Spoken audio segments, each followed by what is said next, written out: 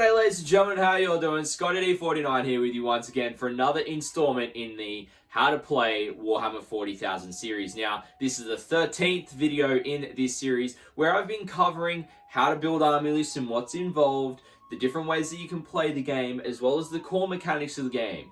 Now, because we have finished going through the turns, it means we get into some of the other core mechanics of the game. And in this video, I'm going to be covering one such core mechanic, which is known as actions. Now, before we jump into this video, ladies and gentlemen, if you haven't already, feel free to hit that subscribe button down below. We want to keep on growing the community here on YouTube and being able to keep on bringing you amazing Warhammer 40k focused content.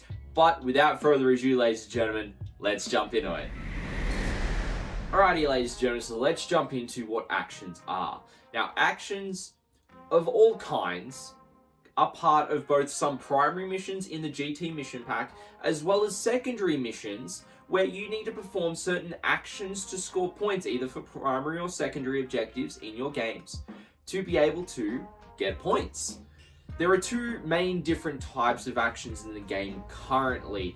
One is your standard actions, and the second is psychic actions. So something a bit different there. But we're going to cover off on both types, talking about the limitations, how they function, and what you need to do for them. So we're going to start off with standard actions.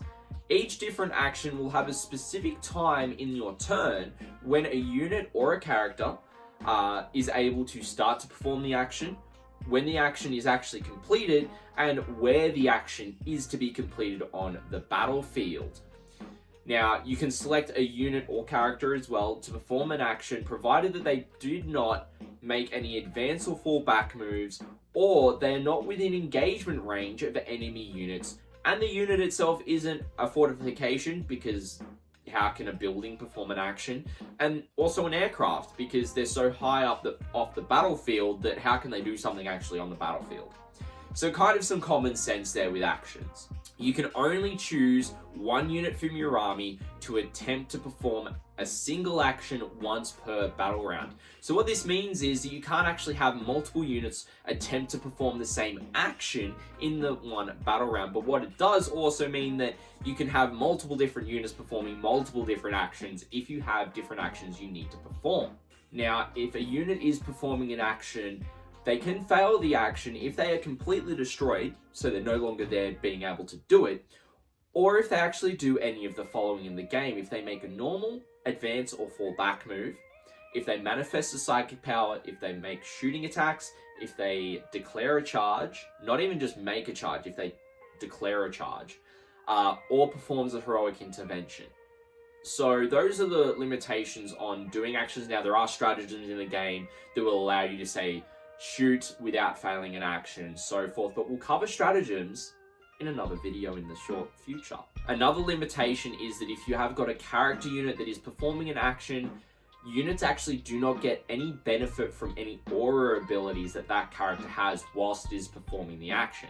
So you have to be really careful about the units that you choose to do that action, particularly if they are characters quite key to your army.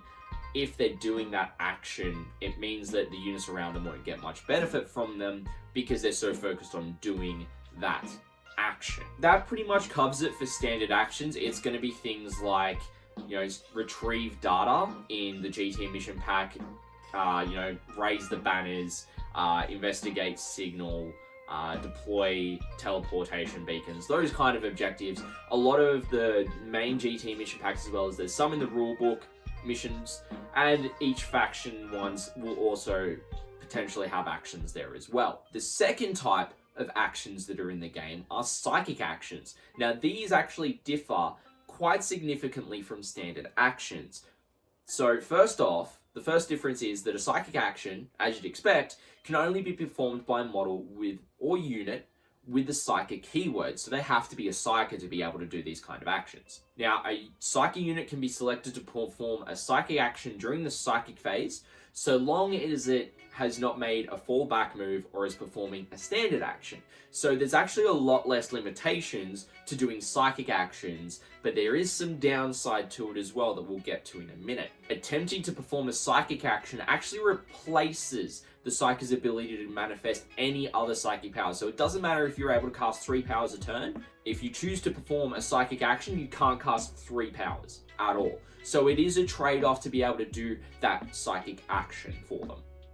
So to perform a psychic action, very similar to manifesting a psychic power, you must first pass a psychic test in the same way. Now, each psychic action will have its own warp charge value that the psychic test also must equal or exceed for it to be able to be considered performed. However, here is some of the downsides. Like psychic tests, if you roll a double 1 or a double 6 for performing the psychic action with that psychic test, you still suffer a perils of the warp. Now, if the unit, which is the psyker, is destroyed whilst performing the action due to perils of the warp, then the action fails. So even if you double 6, if you die for performing that act before finishing that action, you're dead. Like the action, you're dead, and the action does not succeed. The other downside is because it is a psychic test, you actually give your opponent the opportunity, if they've got a psyker within 24 inches from their army, they can actually attempt to deny the witch your psychic action. So what this means is if you roll low enough and your opponent rolls high enough, they can also deny you scoring those points, so that you don't actually score those secondary points for the psychic action. If your opponent doesn't deny them, however, or doesn't have any psykers in their army, you're usually pretty safe with taking psychic actions, and so you will then, if they don't deny, the psychic action is successful and you score your victory points. And that about covers it for actions. Alright, well, I hope that I've given you a nice, clean, clear explanation on actions as a whole, what's involved for a unit or a character when they go to make either a psychic action or a standard action, as well as the limitations on them and how important it can be during your games, because sometimes, say for retrieve data, you need to get into all 4 quarters of the table, perform the action, pass that dice roll currently, and to be able to score it. If you get all 4 done, there's 12 points, but if you only get 2, it's only 4 points. So it's really pivotal that if you're choosing to take an action, you do consider that in your army list construction. Now, if you've got any questions at all, please feel free to ask me down in the comment section below. And if you did enjoy this video, feel free to hit that like and subscribe button as well, which would be greatly appreciated. Now, if you do have any questions and you don't want to comment here on YouTube, feel free to come and find me over on my Twitch channel, where I do stream on Tuesday and Friday nights and Saturday afternoons, Australian Eastern Standard Time. And I would be more than happy to answer your questions. Or if you don't want to ask them there, feel free to find the details for my Discord down below, where we've got members from all over the world, about 120 in the Discord now, which is amazing. And if I'm not awake at the time to answer your question, someone will be able to answer it for you and help you out, as well as you can talk about the hobby progress you've been working on, any games played and such as well. But ladies and gentlemen, thank you so much for watching the video, and I hope to catch you in the next one.